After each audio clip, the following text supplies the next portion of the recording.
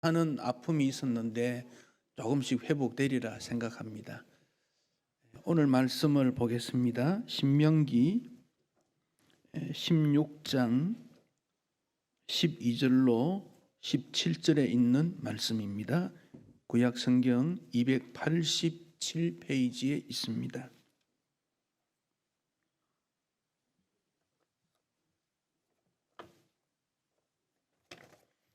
신명기 16장 12절로 17절입니다. 한 절씩 교독하겠습니다. 너는 애굽에서 종 되었던 것을 기억하고 이 규례를 지켜 행할지니라.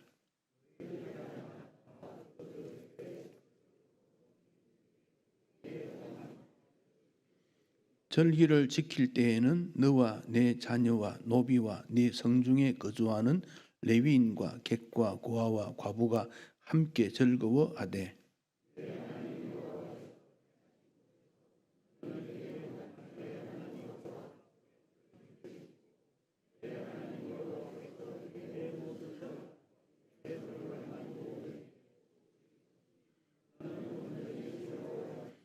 너희 가운데 모든 남자는 1년에 3번 곧 무교절과 칠칠절과 초막절에 네 하나님 여호와께서 택하신 곳에서 여호와를 배웁되 빈손으로 여호와를 배웁지 말고.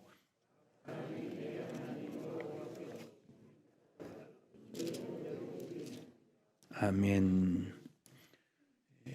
추수감사주일은 전 세계 모든 교회 모든 성도들이 일시와 장소는 조금 다르지만은 다양한 방식으로 하나님의 받은 은혜와 축복을 기억하고 지켜 행하는 절기입니다. 단순히 청교도들의 역사 속에 일어난 것이 기점이 아니라 이미 노아 시대 때부터 하나님께서 정하신 말씀이고 지켜온 것이므로 이 추수감사주일은 전통적인 하나님 앞에 감사하는 아름다운 모임입니다.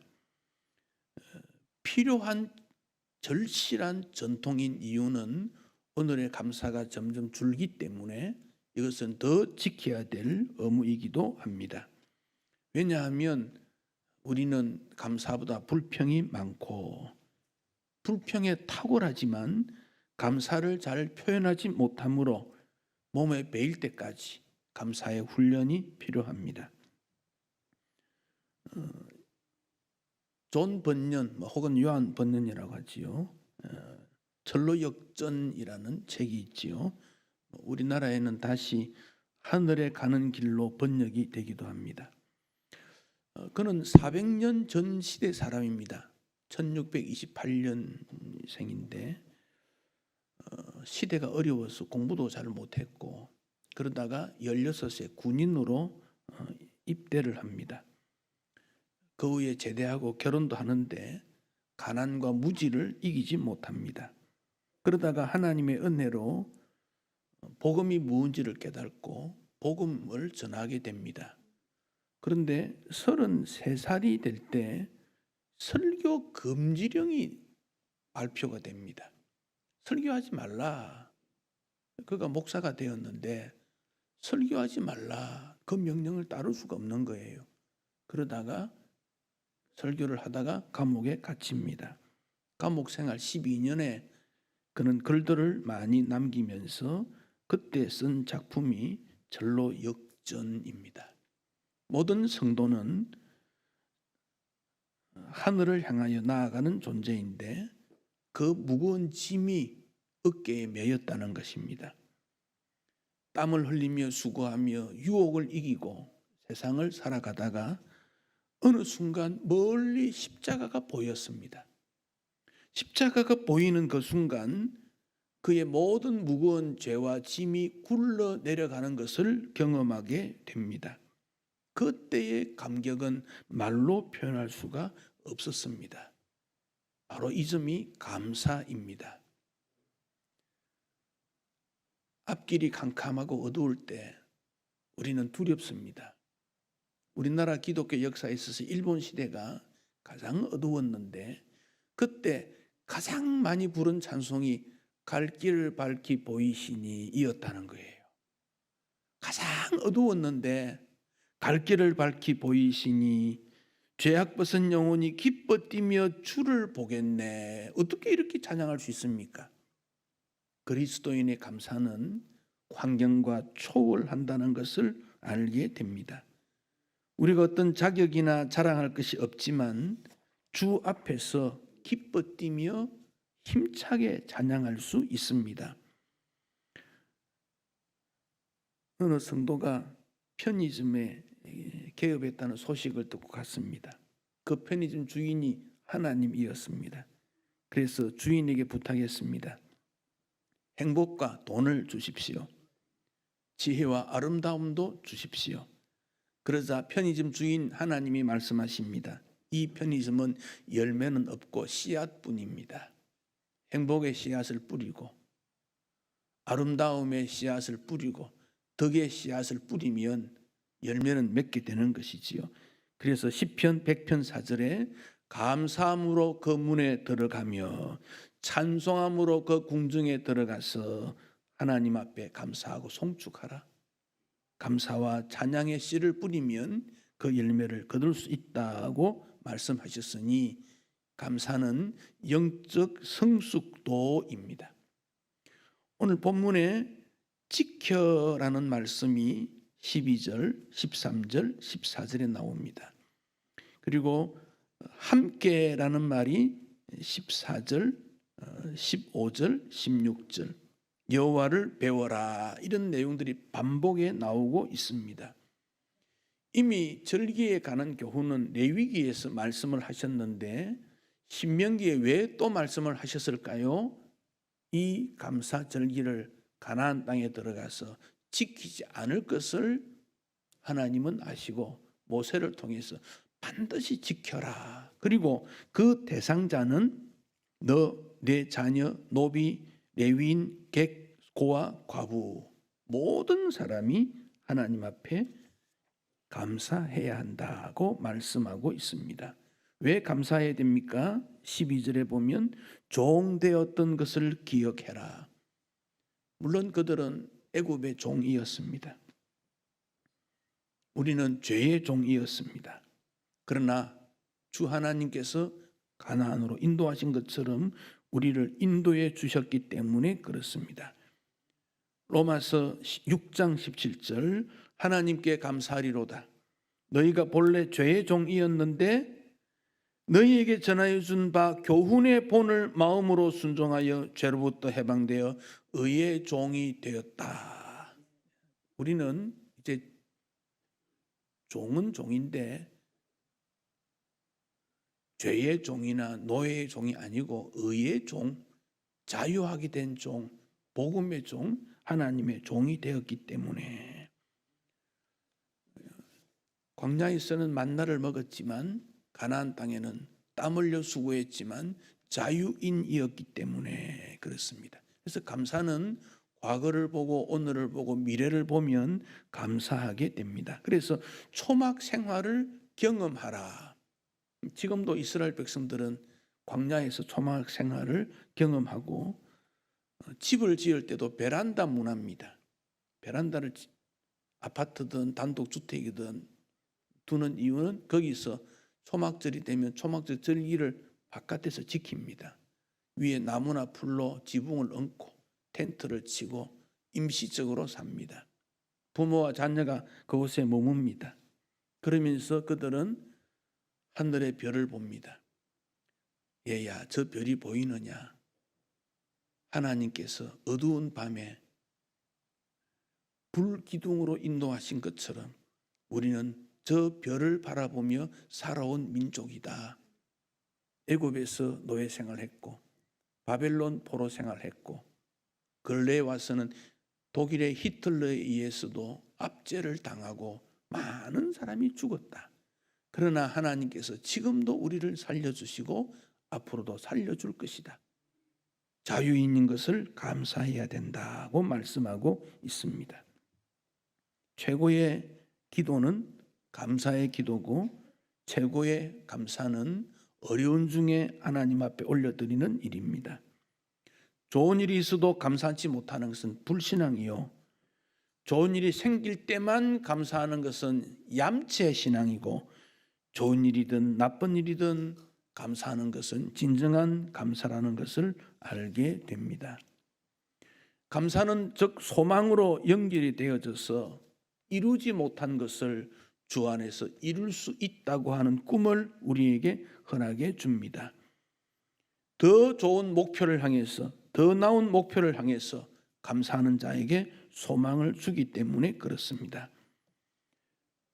2016년 북경에 지진이 일어난 적이 있습니다. 그 사천시 북천시입니다. 사람이 죽고 건물이 무너졌는데 어느 건물의 잔해를 해치는 중 한 여성의 시신이 나왔습니다. 그 시신을 정리하는 중에 그 시신이 품고 있는 포대기가 나왔는데 100일쯤 된 3, 4개월 된 어린아이였습니다. 어린아이가 숨쉬고 있는 것을 보고 구조대원들이 깜짝 놀랐는데 그 아이 옆에 스마트폰이 있었어요. 그 내용에 보니까 사랑하는 나의 보배야, 만약 네가 살아났으면 내가 너를 사랑했다고 꼭 기억해 달라 하는 문자가 담겨져 있었습니다.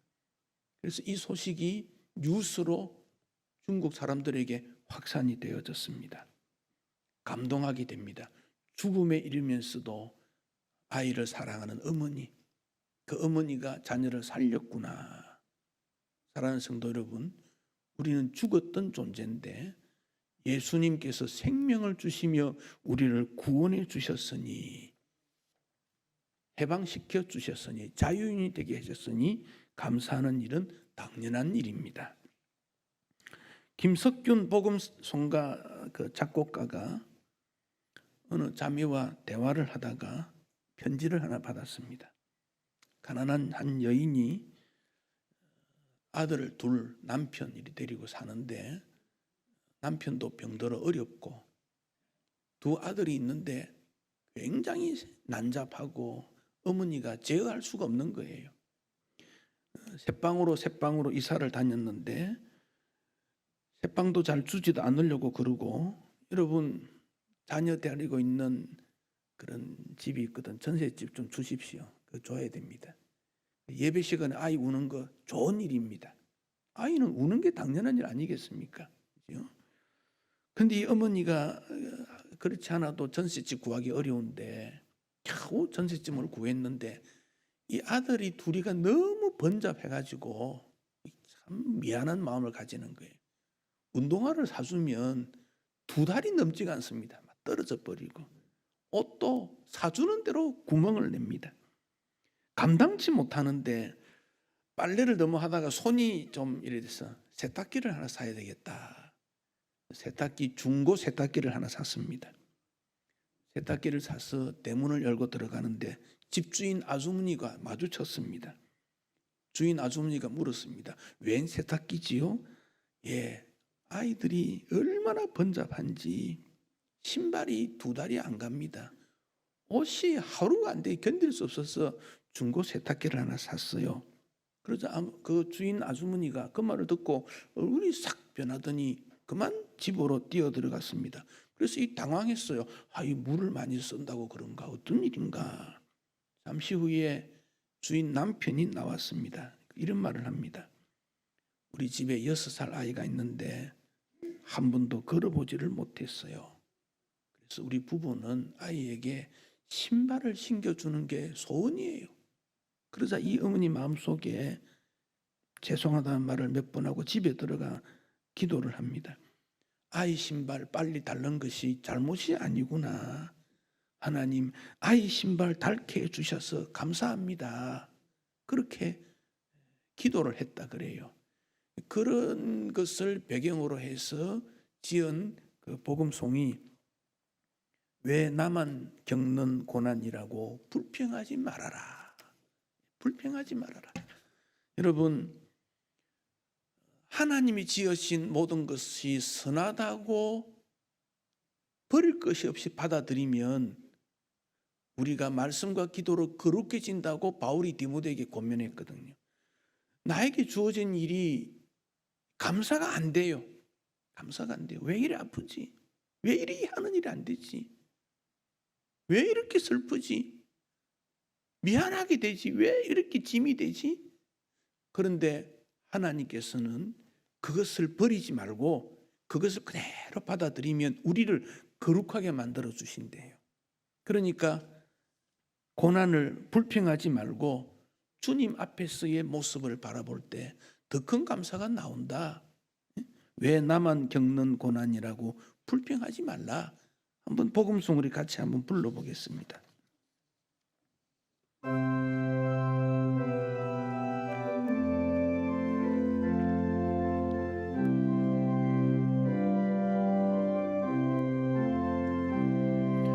왜 나만 겪는 고난이냐고 불평하지 마세요. 고난의 뒤편에 있는 주님이 주실 축복 미리 보면서 감사하세요. 너무 견디기 힘든 지금 이 순간에도 주님이 일하고 계시잖아요.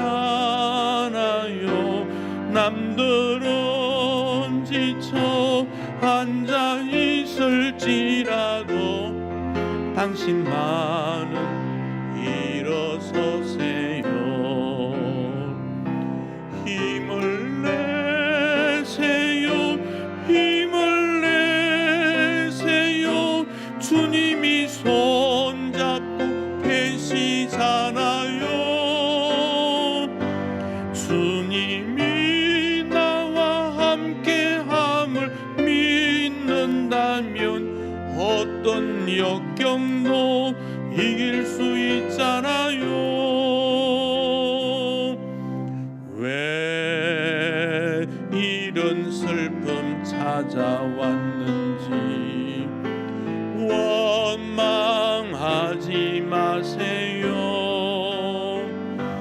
당신이 이런 것보다 주님께 받은 은혜 더욱 많음을 감사하세요. 너무 견디기 힘든 지금 이 순간에도 주님이 일하고 계시잖아요. 남들은 지쳐 앉아 있을지라도 당신만은 일어서세요. 힘을 내세요. 힘을 내세요. 주님이 손잡고 계시잖아요. 주님이 나와 함께함을 믿는다면 어떤 고난도 견딜 수 있잖아요.